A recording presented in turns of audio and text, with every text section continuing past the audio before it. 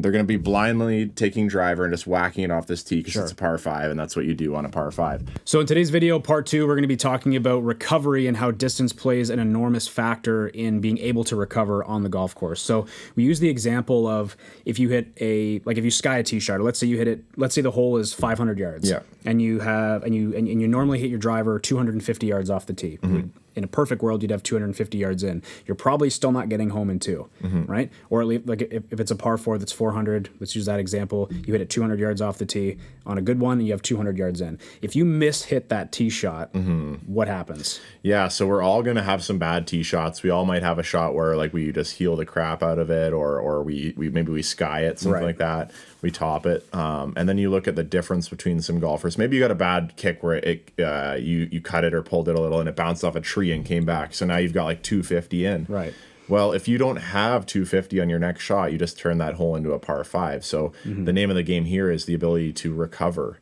I think of rounds where I play with my girlfriend, and if she hits a bad drive, she's kind of screwed. She just turned it into a par, into a par 5 when it didn't have to be. Whereas if you want to go back and watch the video where Colton shows you actually on the golf course around of him playing a scratch golfer, there's a hole where he's playing on a par 5. Yep.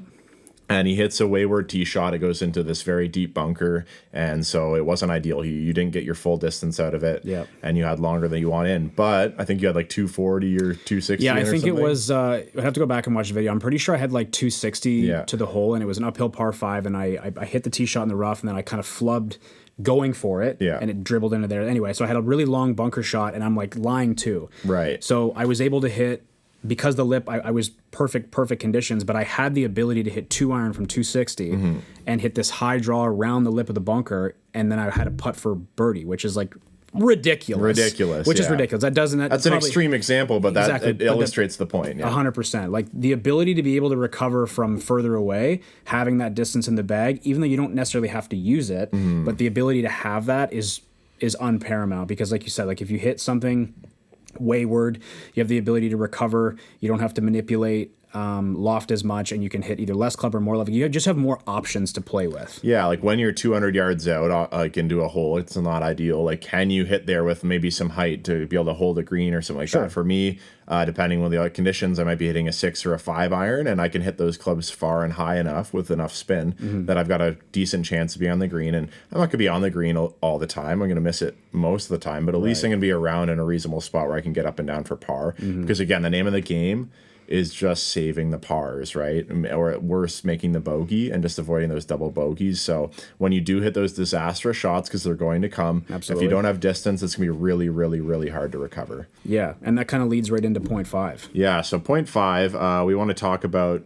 basically the idea that the distance is not actually the biggest factor when you have it. Like, hitting it far is not the biggest benefit. It is a factor. It's a factor. Correct. But what it does is it unlocks a whole world of options for us. So you think of scratch golfers are generally very smart golfers. So if we want to think about a strategic game, you have to have distance or else you have no options, right? If you only hit it 240, you're not going to have different choices off the tee. You just got to hit it a certain distance. So we're going to take a step into the studio.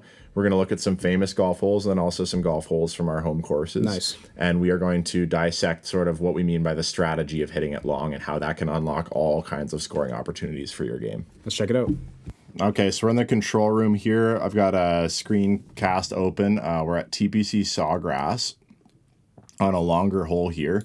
And we're going to take you behind the strategy and sort of the options that we have when hitting it off the tee, right, Colton? Yeah, for sure. So what's the first thing you see on this golf hole? We got our tee decks down here. Tee decks down there. I mean, the golf hole, it's like TPC is fairly narrow, like for the most part. So like there's not going to be an enormous amount of drivers to start, just because you need at least like 60 to 65 yards, I would say, worth of real estate in order to pull driver. So even if we look at, you got 2 cross bunkers, you got a greenside bunker, but even just talking just solely about the tee shot, we probably want to give ourselves the best opportunity to at least get it on or close to the green for starters. So the bunker on the left, at least the first one, to the tree line on the right is probably going to be the widest point. Yeah, like so we're talking right in here. Correct. So I'm going to draw some yardages out here. Okay, so if we measure that. Yeah, we're just going to estimate on the tee deck here. Okay, so I'd pretty much call, 240, 250 off the tee. So The thing is, probably about 30% of the time you're going to knock in the bunker, 30% of the time you're going to hit the fairway, the other 30% of the time you're going to miss to the right. So, like, how much room do we have from tree line to bunker? Yeah, so this is like our first option here, right? And Sorry, so, option number one. Yeah, right, and so like, and depending where the tee deck is, you know, it might be up a little bit, and maybe you got 220 in or something, but it's like, okay, 240. So for myself,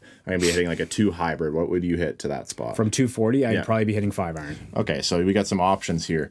This is what we're talking about when you have this guy who's a scratch golfer who only hits at 240. Well, guess what? That's his only option. He doesn't have another choice, right? Or the 10 handicapper doesn't have another choice. And especially, like, let's say that their driver, it's actually rolls out to 260. Now you're at this super narrow part. Correct. And you don't have a lot of gaps between your clubs, so even making that wrong decision. But now, you know, if we got Colton or a longer player like a tour pro, they might have this option also of carrying the tee here and fly the bunker, right? And depending where the tee deck is, which can change all the time, the wind can change. That's another factor. Sure. Might be the same hole where it's like, it's ideal. I got this strategy, but okay, now we're downwind 20 yards. And so, you know, and the tee's up today. So, okay. Do you have a 5 iron there? And actually you could carry this, and then maybe, you know, well, that's too narrow there. We don't want to get too aggressive, but that's one option at TPC Sawgrass, a very narrow course. Obviously, like the best players in the world are there, and you could see how hitting at 300 yards would give you a massive advantage. Yeah, I mean, being able to have the opportunity to be like, okay, I can take, and Tiger says this too, right? Like he'll be like, listen, like driver's the most important club in the bag because you can take shit out of play. Yeah. Right? So it's like, if you don't have the ability to carry the bunker, you don't have the ability to carry the bunker. And I'll be honest, not being in the bunker is a lot better than being in it. So having the ability to cover it eliminates about a third of a shot. Yeah. So if you have the ability to fly something and take trouble out of play to widen up the golf course, you should 100% of the time do that. We think of a really famous shot when Bubba Watson won the Masters. And what he did was they took a line and the commentators are like, oh my gosh, he's hit this one wayward. No, he cleared all the trees and hit it to the wide open fairway, and Augusta had to buy the farmland behind them to extend this hole backwards, right? He was able to hit it so far that he just took all the danger out of play and hit it to the widest part of the course, and then he had like a sand wedge into a par 5. Yeah. Right? So like when I look at golf holes, it's like I'm not even looking at like necessarily distances per se. I'm looking at where's the widest part. Like, what's the biggest club that I can hit and what's the widest part? Yeah. Right? So it's okay, if I'm able to hit driver and I have 70 yards worth of real estate left and right, it's driver 100% of the time. Where it's like, if it's TPC is a little bit different, where it's a little bit more narrow, it's a lot more plotting yourself around the golf course, where distance doesn't necessarily doesn't not bring you an advantage, it doesn't bring you as much of an advantage as like a US Open would, where it's a little bit wider. A little wider. But if I have the ability to take shit out of play and blast it over the corners and widen up the golf course, even if I'm in the rough, or I'm like close enough to the hole, like being closer to the hole is always the better choice. Yeah. Always. So at least you have the choices, whereas a shorter player is not going to have those. So we're going to take a trip back to one of the golf courses that Colton and I play. And this is a really good example here of having multiple different options. There's Valley too. And I'm going to talk about actually a player who's a +1 handicap. He just won our last tournament. I was a little behind him, a couple strokes behind him. Well, like 1 stroke behind. But he just shot a 69 on the course, and he took a very interesting strategy on this hole. So for a lot of players, if we pace it off here, like let's say they hit it 240 to 260 off the tee, 220 even's like the average, they're going to be flirting with this bunker so hard, depending on like what their carry is. And so they're going to be blindly taking driver and just whacking it off this tee because it's a par 5, and that's what you do on a par 5. And so much of the time they end up in trouble in this bunker. There's not a lot of room here. They're trying to go right of the bunker, so their target's like here. Correct. And the tree line is like right beside where it is. So if they cut it at all, push it at all, like boom, they're OB, right? So what we have is like, okay, when we start to hit it a bit further, this hole's into the wind a lot of the time, but that can always change the hole, right? Like if you don't have that extra in the tank and you're into the wind, now you don't have this option anymore. But so we have this 240 to carry that bunker, and you got this nice wide. It's like over double as wide. Correct. So you're gaining so many strokes there by playing strategically smart. And then if you really got it in the tank, you can carry it maybe 275, 280 and carry to this wide spot up here also. Yep. So there's 3 options. And if you have the distance to do that. Exactly. And so the member I was just talking about who just previously won the tournament, his strategy on this hole actually is a lot of the time he chooses to lay up here.